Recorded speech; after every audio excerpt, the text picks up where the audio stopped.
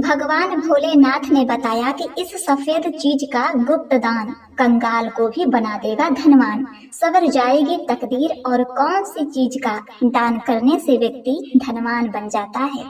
एक समय भगवान भोलेनाथ और माँ पार्वती अपने प्रिय नगरी काशी पधारे और गंगा किनारे घाट पर शिव जी माता पार्वती संग धार्मिक अनुष्ठान करने वाले भक्तों को देख रहे थे। तभी माँ पार्वती की दृष्टि एक बुजुर्ग किसान पर पड़ती है जो एक पेड़ के नीचे बैठकर भोजन करने जा रहा था। तभी वहाँ एक भूखा भिखारी आता है और उस बूढ़े किसान से कुछ खाने के लिए मांगने लगता है। उस बुजुर्ग किसान के पास उस भोजन के अलावा कुछ भी नहीं था देने के लिए, तो उस बुजुर्ग किसान ने खुद भोजन ना करके अपने उस भोजन को उसने भिखारी को दे दिया। यह देखकर माँ पार्वती कहती हैं, हे प्रभु, उस बुजुर्ग किसान ने खुद भोजन ना करके अपना भोजन उस भिखारी को दे दिया। तब नीलकंठ भगवान कहते हैं, हे प्रिय पार्वती, मनुष्य अपने जीवन में कुछ न कुछ दान तो करता ही है। कोई भोजन, कोई वस्त्र, तो कोई धन दान करता है। लेकिन हे देवी, क्या आपको पता है कि एक ऐसी सफेद चीज का गुप्त दान कंगाल को भी धनवान बना देता है, रोगी रोग मुक्त और स्वस्थ हो जाता है। और किस चीज का दान करने से व्यक्ति धनवान बन जाता है? इस पर माता पार्वती कहती हैं, नहीं प्रभु, ऐसा कौन सा दान है? तब शिव जी कहते हैं, प्रिय, यह बात मैं तुम्हें एक कहानी के माध्यम से बताता हूँ जो न केवल प्रेरणादायक है बल्कि जो भी इस कथा को ध्यान पूर्वक अंत तक सुनता है उसे उसका लाभ अवश्य मिलता है। उस मनुष्य को गरीबी से छुटकारा मिल जाता है यदि वह इस कथा को बिना छोड़े पूरा सुने और अपने जीवन में अपनाए तो। आगे भोलेनाथ कहानी को शुरू करते हैं और कहते हैं, हे देवी पार्वती, प्राचीन समय की बात है। गोदावरी नदी के तट पर स्थित मायापुरी नामक ग्राम में कमल नाम का एक युवक रहता था जो लकड़ी काटकर अपना जीवन यापन करता था। वह अपनी पत्नी के साथ साधारण जीवन जी रहा था। जलाऊ लकड़ी से होने वाली आमदनी पर्याप्त हो ही नहीं पाती थी, जिससे हमेशा उसके परिवार में भोजन और कपड़ों की कमी बनी रहती थी। एक दिन परेशान होकर क्रोध में आकर कमल की पत्नी ने उससे कहा कि कितने दिनों तक यह सिलसिला चलता रहेगा, ना कोई त्योहार ना कोई खुशी, क्यों न तुम इस लकड़ी काटने के काम को छोड़कर नगर में जाकर कोई काम ढूंढ लो, जिससे हमारी मुसीबतें कम हो जाएंगी और गरीबी भी धीरे धीरे समाप्त हो जाएगी। इस पर कमल ने बड़े प्रेम से उत्तर दिया, हे भाग्यवान, मैं सदैव तुम्हारी बात मानता हूँ, लेकिन मैंने पहले भी कहा कि मैं यह गांव छोड़कर नहीं जा सकता। शहर में यहाँ जैसी शांति नहीं होगी, और हाँ, मैं नहीं चाहता कि इस विषय में हमारे बीच दोबारा यह बातें हों। पत्नी ने कहा, ठीक है, जैसा तुम्हें सही लगे, खाना तैयार है, खाकर लकड़ी काटने चले जाओ। प्रिय भक्तों, भोजन करने के बाद कमल लकड़ी काटने के लिए जंगल की ओर निकल पड़ा। चलते चलते वह काफी दूर चला गया। वह सोचने लगा, आज तो बहुत दूर आ गया हूँ, मुझे एक बड़ा पेड़ चाहिए जिससे आज अच्छी आमदनी हो जाए। लेकिन ऐसा कोई वृक्ष नजर नहीं आ रहा था। वहीं पर एक छोटा सा पेड़ था और सूखा हुआ, तो उसने सोचा आज के लिए इसी से काम चला लेता हूँ। कमल ने वह पेड़ काटा और फिर सिर पर जलाऊं लकड़ी का गट्ठर रखकर नगर की ओर बेचने के लिए निकल पड़ा। लेकिन नगर पहुंचने पर उसने देखा कि लकड़ी खरीदने वाला कोई नहीं था। वह सोचने लगा कि अब मुझे यह सारी लकड़ियां वापस घर ले जानी पड़ेगी। तभी रास्ते में एक पंडित जी ने उसे आवाज लगाई। उन्होंने कहा, सुनो लकड़हारे, इधर आओ, वह लकड़ियां कितने की है? तो कमल ने कहा, पंडित जी, आपको सारी लकड़ियां चाहिए या आधी? अगर सारी चाहिए तो कम दाम में दे दूंगा। पंडित जी ने कहा, मुझे सारी लकड़ियां चाहिए, लेकिन तुम्हारे बताए गए दाम पर नहीं, मैं सिर्फ अपने दाम से ले सकता हूँ। तो कमल ने थके हारे स्वर में कहा, अरे तो फिर यह लकड़ियां बहुत सस्ती हो जाएंगी, लेकिन चलिए ले लीजिए, वैसे भी मैं थक चुका हूँ। पंडित जी ने 50 रुपए देते हुए कहा, यह लो और लकड़ियां यहाँ रख दो। वैसे तुम बहुत भूखे लग रहे हो, क्या कुछ खाना खाओगे? कमल ने कहा, हे गुरुजी, मुझे भूख तो बहुत लगी है, लेकिन अगर मैं खाऊंगा तो आपके परिवार के लिए खाना कम पड़ जाएगा। रहने दीजिए, मैं घर जाकर खा लूंगा। पंडित जी मुस्कुराते हुए बोले, बेटा चिंता मत करो, यहाँ इतना खाना है कि 20 लोग खा सकते हैं। जब भी भूख लगे यहाँ आया करो और खा लिया करो। तब कमल ने पूछा, क्या आप हमेशा सबको ऐसे ही खाना खिलाते हैं? पंडित जी ने उत्तर दिया, जब तक परमात्मा ने मुझ पर कृपा बनाए रखी है मैं यह करता हूँ, यह सब उनकी मर्जी है। तब कमल ने कहा, ठीक है, तो मैं आज खाना यहीं पर खाऊंगा। उस दिन कमल ने उस पंडित जी के घर पर ही भरपेट भोजन किया और धन्यवाद बोलते हुए बोला, पंडित जी आप बहुत दयालु हैं, बहुत ही नेक हृदय की हैं। ऐसा अच्छा काम करने में मैं आपकी मदद करना चाहता हूँ। आपसे मैं लकड़ियाँ आधी दाम में 50 रुपए में ही दिया करूँगा। पंडित जी ने कहा, अच्छा तो ठीक है, तुम्हारी जैसी इच्छा। उसने पंडित जी को लकड़ियाँ दी और 50 रुपए लेकर घर की ओर निकल पड़ा। घर जाने पर उसकी पत्नी ने पैसे के बारे में पूछा तो उसने लकड़ियों के आधे दाम को ही दिखा तो उसने 50 रुपए निकाल कर दिखा दिए। उसकी पत्नी ने कहा, अरे आप रोज 100 रुपए लाया करते थे, आज क्या लकड़ियाँ आपने कम काटी? उसने कहा, नहीं भाग्यवान, मैंने लकड़ियाँ तो उतनी ही काटी जितना रोज काटता था, लेकिन आज आधा दाम ही मिला। तो उसकी पत्नी रुष्ट हो गई, बोली कि बताइए, घर में राशन नहीं है, नया छप्पर लगवाना है, बच्चों के शिक्षा के लिए पैसे चाहिए, बहुत सारे काम करने हैं, मैं इसमें से क्या करूंगी? तो उसने कहा, हे भाग्यवान, पास के नगर में एक धर्मपाल नाम के पंडित जी रहते हैं जो बड़े ही विद्वान हैं। मैं उन्हीं के घर चला गया, उन्होंने बड़े प्यार से मुझे भोजन कराया। वे गरीब लोगों को, वे भूखे लोगों को निःशुल्क भोजन कराते हैं। उन्हीं को मैंने वे लकड़ियां आधे दाम पर दे दी। मुझे लगा कि मुझे यह काम करना चाहिए। तो उसकी पत्नी ने पूछा, हमेशा खाना खिलाते हैं, फिर तो बहुत ही अमीर होंगे ना? तो कमल ने कहा, वह उतने अमीर नहीं हैं जितना तुम सोच रही हो। वह बहुत ही अच्छे भावना के हैं और मंदिर के पुजारी हैं। वे अपनी मेहनत की कमाई से ही सबको खिलाते हैं। मैंने उनकी मदद के लिए कहा कि मैं उनके लिए हमेशा 50 रुपए में ही लकड़ी काट कर दिया करूंगा। तो उसकी पत्नी ने कहा, क्या इतना काफी है? अगर तुम 2 गट्ठर लकड़ी नहीं काट सकते तो हम दिन में 50 रुपए में घर कैसे चलाएंगे और बचत कैसे करेंगे? तो कमल ने उत्तर दिया, हे भाग्यवान, मैं कोशिश करूंगा और जो भगवान की इच्छा होगी वही होगा। आज मैंने उनके घर में खाना खाया है, एक दिन तुम्हें भी वहां लेकर चलूंगा।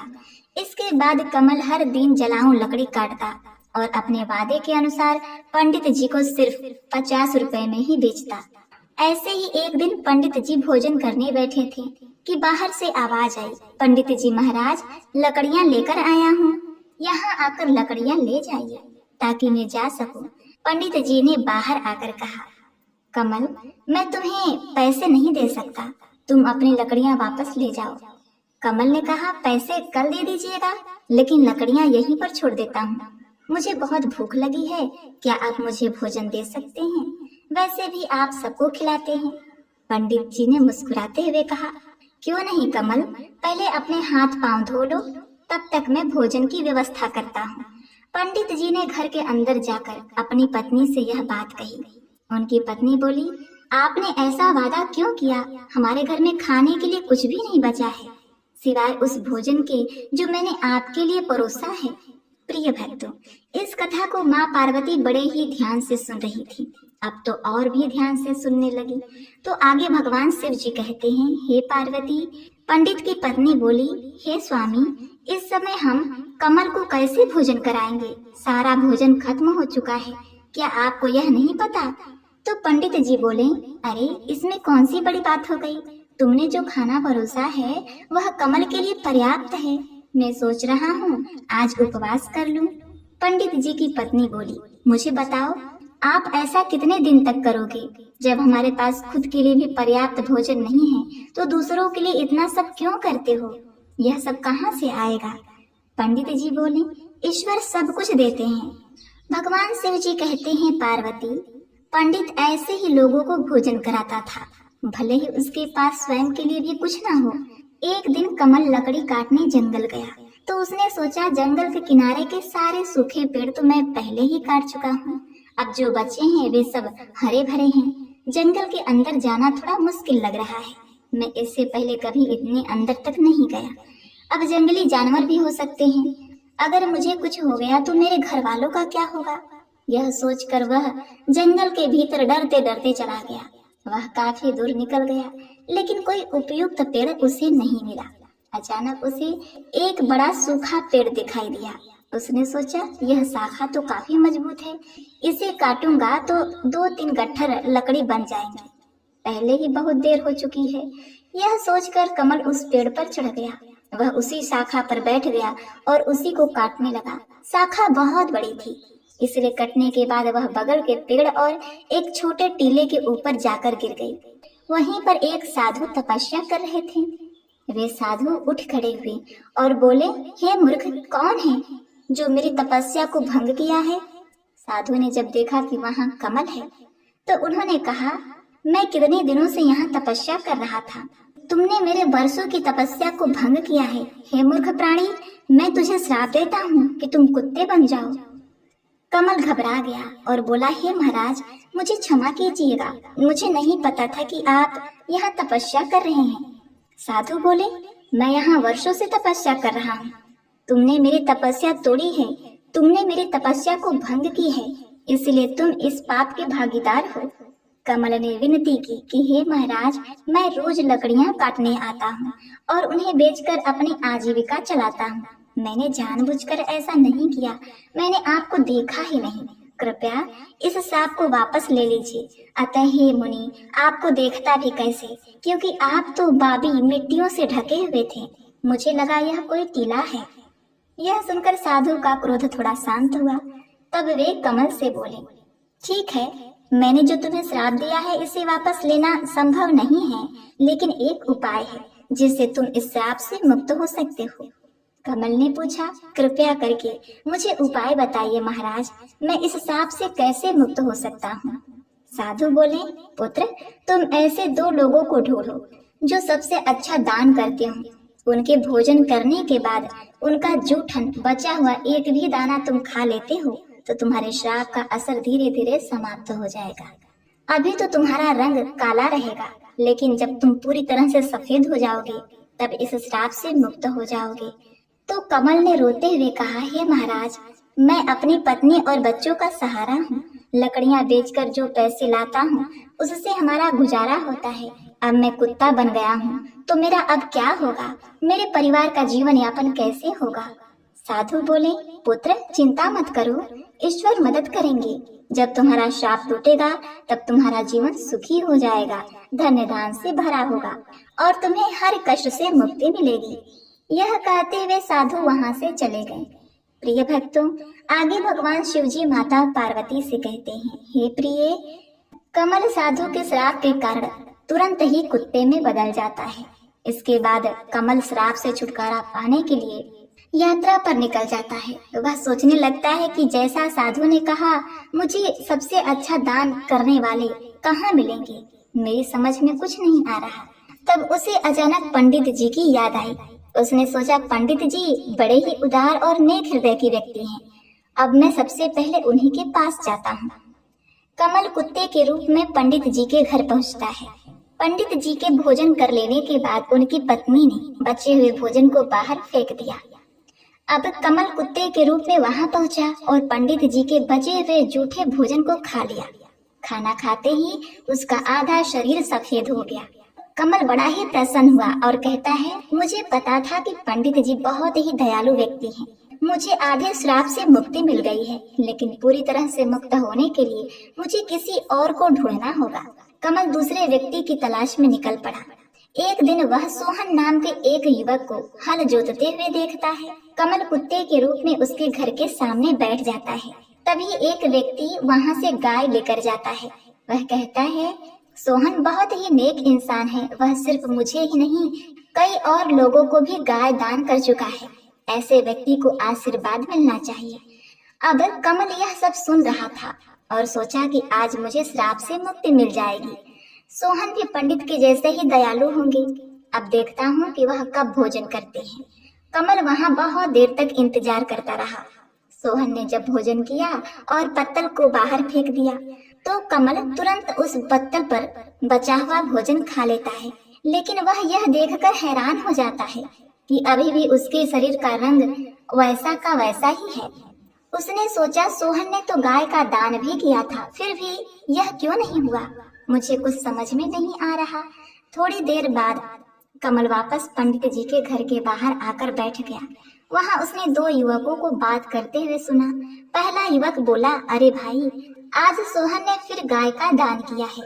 दूसरा व्यक्ति बोला, हाँ, चाहे वह कितना भी बड़ा दानी क्यों न हो, कितना भी बड़ा दान का दिखावा क्यों न करे, लेकिन हमेशा नगर के बाहर वालों को ही बुलाकर दान करता है। सच जानेंगे तो हैरान रह जाएंगे, उसकी सारी गाय 2 महीने से ज्यादा दूध नहीं देती। पहला युवक चौंक कर बोला, क्या? अगर वह ऐसा करता है तो उसे अवश्य ही पाप लगेगा। हमारे राजा की तरह कोई और नहीं हो सकता। वह एक महान दानी है। 1 हफ्ते से भोजन बांट रहे हैं और कल आखिरी दिन है अन्नदान का, और वे वस्त्र का दान भी करेंगे। राजा खुद वहाँ सबके साथ 1 हफ्ते से खाना खा रहे हैं।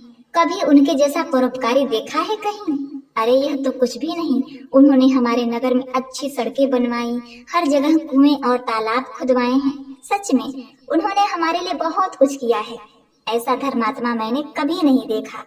यह बातें सुनकर कमल बहुत ही प्रसन्न हुआ।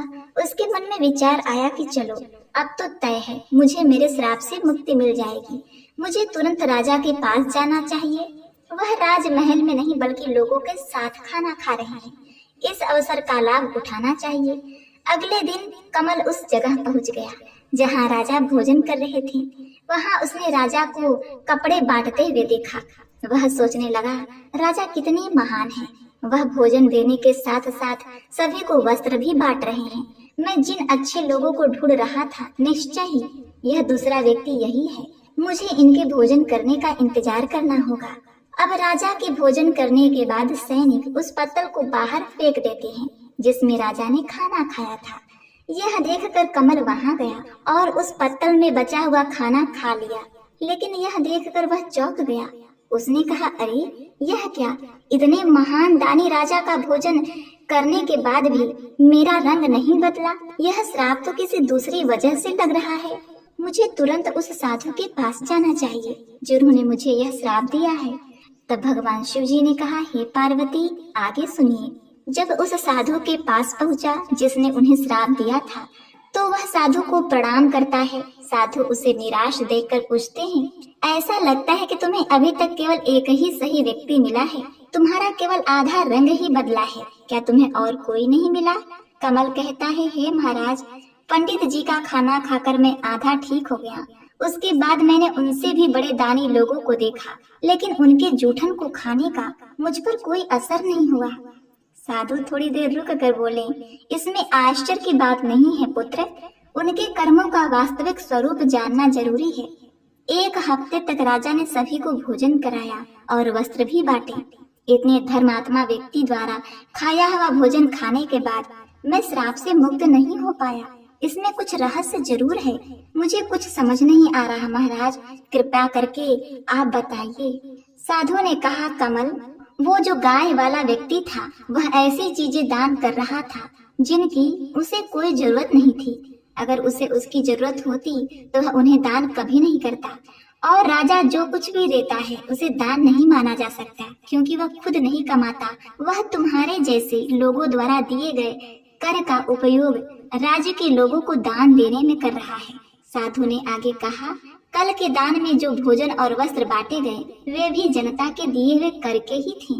इसीलिए राजा द्वारा दिया गया दान नहीं माना जाएगा। वह सिर्फ लोगों का धन लोगों पर ही खर्च कर रहा है।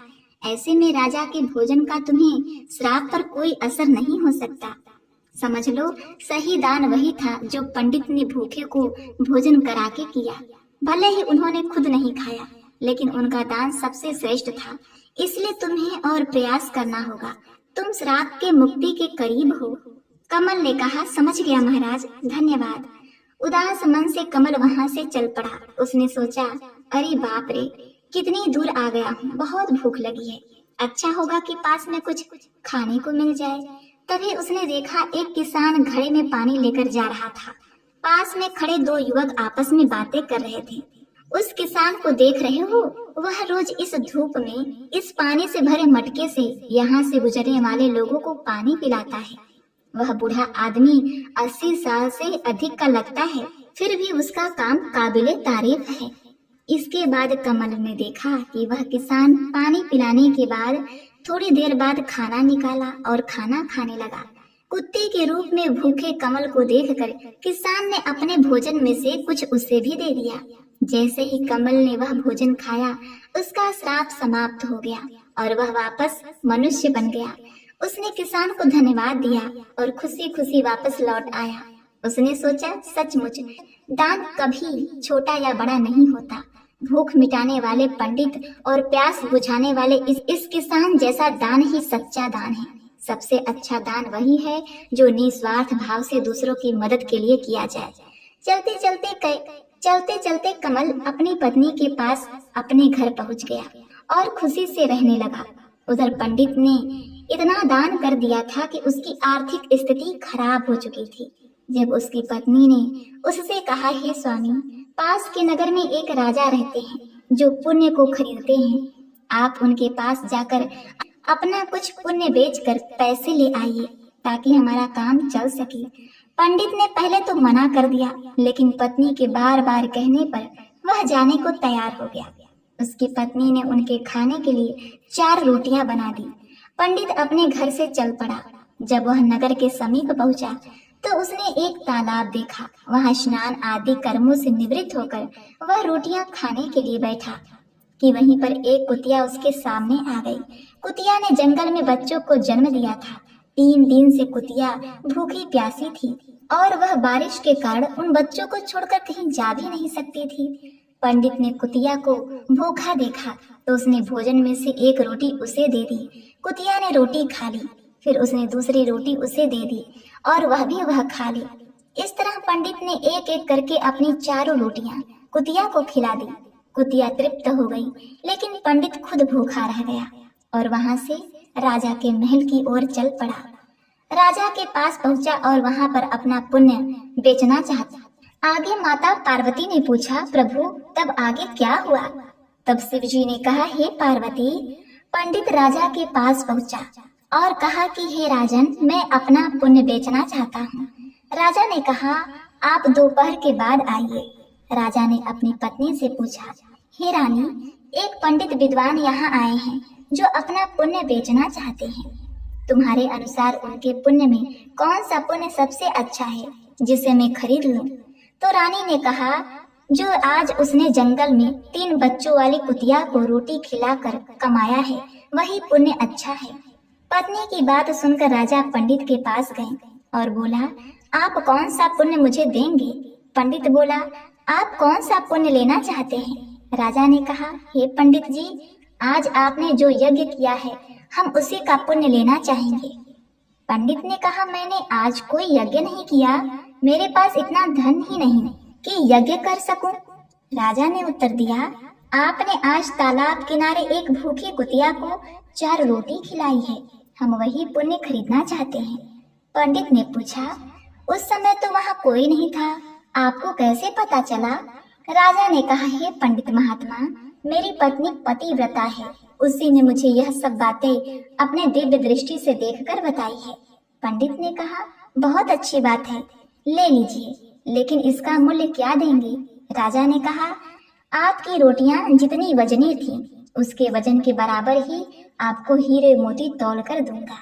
पंडित ने सहमति दे दी। राजा ने अंदाज से उतने ही वजन की 4 रोटियां बनवाई।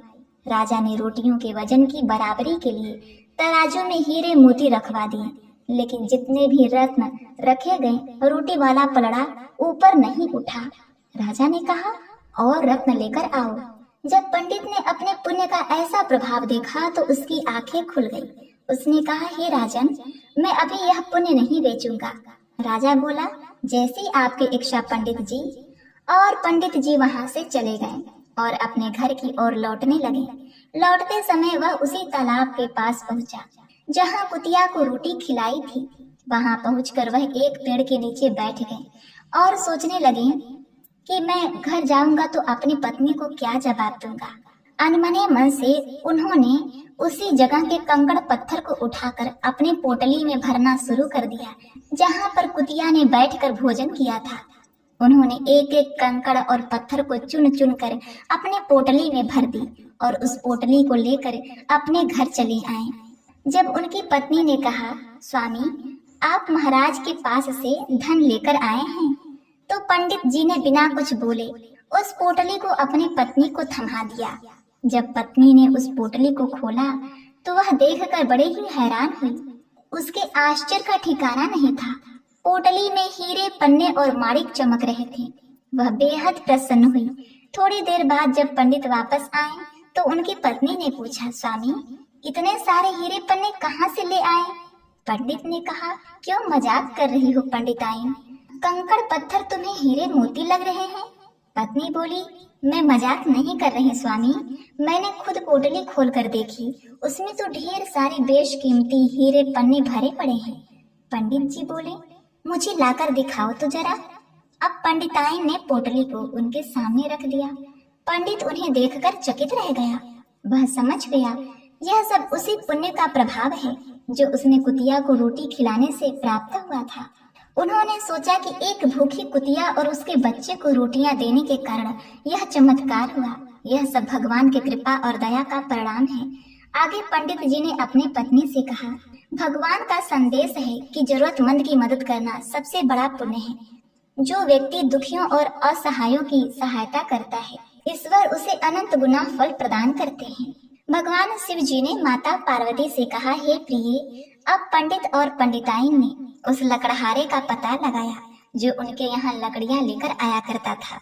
उन्होंने कहा कि उसे भी अपने लकड़ी का दाम और उसके पुण्य का फल मिलना चाहिए। उन्होंने लकड़हारे का पता लगाकर उसे भी कुछ धन प्रदान किए, जिससे लकड़हारे की गरीबी दूर हुई और उस धन से वह अपना एक व्यवसाय शुरू किया और उसके घर में भी धन धान की वर्षा होने लगी। उसका व्यापार अच्छे से चलने लगा और इधर पंडित और पंडिताइन भी धन संपन्न हो गए। उन्होंने और भी अधिक भंडारे कराना शुरू कर दिया। उन्होंने कई मंदिरों का निर्माण कराया और लोगों की सेवा सहायता करने लगे। हे देवी पार्वती, आज के समाज में कई लोग दान सिर्फ अपने मान सम्मान और प्रतिष्ठा के लिए करते हैं। दिखावे के दान से ना तो सच्चा पुण्य मिलता है और ना ही इसका कोई दीर्घकालीन प्रभाव होता है। दिखावे का दान व्यक्ति को अहंकार की ओर ले जाता है। दान हमेशा निस्वार्थ भाव से करना चाहिए। जैसे इस कथा में पंडित ने अपनी भूख की परवाह किए बिना कुतिया और उसके बच्चे को 4 रोटियां दी और उस लकड़हारे को भोजन कराया और अन्य लोगों को भोजन कराया, तथा उस किसान ने भी अपने उम्र का लिहाज न करते हुए उसने इतनी तपती हुई गर्मी में तालाब से स्वच्छ जल लाकर राहगीरों को पानी पिलाया। इस प्रकार से जरूरतमंद की सहायता करने का असली अवसर वही होता है जब वास्तव में वह संकट में है। आपदा के समय दिया गया थोड़ा सा सहयोग भी अमूल्य होता है। यह न केवल जरूरतमंद व्यक्ति के जीवन को बदलता है बल्कि देने वाले के जीवन में भी सकारात्मक परिवर्तन लाता है। जब कोई व्यक्ति त्याग की भावना से प्रेरित होकर दान करता है तो उसके अंदर से माया मोह का अंत हो जाता है। वह त्याग मनुष्य को अहंकार से मुक्त करता है और इससे ईश्वर के समीप ले जाता है। शास्त्रों के अनुसार कई वस्तुओं का गुप्त दान देने से मनुष्य धनवान हो सकता है, जैसे कि अन्न दान, वस्त्र दान, नमक दान, जल दान। गुप्त दान का अर्थ है दान को बिना किसी को बताए करना। अन्न, वस्त्र, नमक और जल का दान करने से धन समृद्धि में वृद्धि होती है, घर में सुख शांति बनी रहती है। माता पार्वती ने कहा, हे स्वामी, तो वह सफेद चीज क्या है? तो भोलेनाथ ने कहा, हे देवी, अभी मैंने कहा नमक, तो नमक का दान, वह सफेद चीज नमक है। नमक का गुप्त रूप से दान करने से अचानक ही धन सुख समृद्धि की वृद्धि होती है और रोग कष्ट दूर हो जाते हैं। दान तो हर कोई करता है देवी, लेकिन गुप्त दान का अर्थ है ऐसा दान जो बिना किसी को बताए चुपचाप दिया जाए, जिसमें दान करने से पहले और बाद में किसी से भी इसका जिक्र नहीं किया जाता। गुप्त दान का तात्पर्य है कि दान करने की बात केवल आप तक ही सीमित रहे। शास्त्रों में तो यहाँ तक लिखा है कि गुप्त दान ऐसा हो कि यदि दाएं हाथ से दान दिया जाए तो बाएं हाथ को खबर न हो। ऐसा दान निस्वार्थ भाव से किया जाता है और इसका फल भी अतुलनीय होता है। इन चीजों का गुप्त दान व्यक्ति को धनवान बनाता है। उसमें कुछ विशेष वस्तुएं हैं जिसका गुप्त दान करने से भाग्य में सुधार होता है और धन प्राप्ति के मार्ग खुल जाते हैं। तांबे के लोटे का दान शास्त्र के अनुसार शिवलिंग पर जल चढ़ाने के लिए तांबे के लोटे या पात्र का गुप्त दान करने का फल दीर्घकाल तक मिलता है। किसी भी शिव मंदिर में तांबे के लोटे का गुप्त दान अवश्य करना चाहिए। यह दान आपकी मनोकामनाओं को पूर्ण करने में सहायक होता है। दूसरा है अन्नदान। शास्त्र अन्न को ब्रह्म मानते हैं और अन्न को सबसे बड़ा दान माना जाता है। भूखे और जरूरतमंद लोगों को भोजन दान करने से देवी देवता पितर प्रसन्न होते हैं और किस्मत चमक जाती है। तीसरा है वस्त्र दान। वस्त्र दान करने से मनुष्य को दीर्घ आयु प्राप्त होती है और उसके स्वास्थ्य में सुधार होता है। चौथा है नमक दान। नमक का गुप्त दान करना महापुण्य माना जाता है और इससे धन समृद्धि में वृद्धि होती है। पांचवा है जल दान। जैसे कि राहगीरों के लिए प्याऊ या मटके की व्यवस्था करना बड़ा ही पुण्य का कार्य है। इसके अलावा गौ दान, घी दान, तिल और गुड़ का दान भी शुभ माना जाता है। इस प्रकार भगवान शिव ने माता पार्वती को बताया कि किस चीज का दान करने से व्यक्ति धनवान बन जाता है और कौन सा वह सफेद चीज है जिसका दान करने से मनुष्य को रोग मुक्ति मिलती है और वह बहुत जल्द धनवान होता है। निस्वार्थ भाव से किया गया दान ही सच्चा और उत्तम दान है। हर मनुष्य को यह प्रयास करना चाहिए कि वह अपनी क्षमता के अनुसार दान पुण्य और जरूरतमंदों की मदद करे। जरूरतमंद की सेवा करना ही सच्चा धर्म है। जैसे पक्षी के पानी पीने से नदी का पानी कम नहीं होता, ठीक उसी प्रकार सामर्थ्य अनुसार दान करने से धन खत्म नहीं होता। प्रिय भक्तों, यदि आपको हमारे द्वारा सुनाई गई यह कथा कहानी अच्छी लगी है तो आप हमारे चैनल को सब्सक्राइब अवश्य करिएगा। साथ में बेल आइकन को भी दबाना ना भूलें ताकि हमारी आने वाली नई वीडियो की जानकारी आप तक सबसे पहले पहुंच सके और आप उसका लाभ उठा सकें। भगवान भोलेनाथ और माता पार्वती की कृपा सदा सर्वदा आप सभी भक्तों पर बनी रहे। इस कथा कहानी को कहते सुनते हुंकारा भरते सभी का कल्याण हो, इसी कामना के साथ आपसे विदा लेते हैं। मिलते हैं अगली वीडियो में। तब तक के लिए नमस्कार।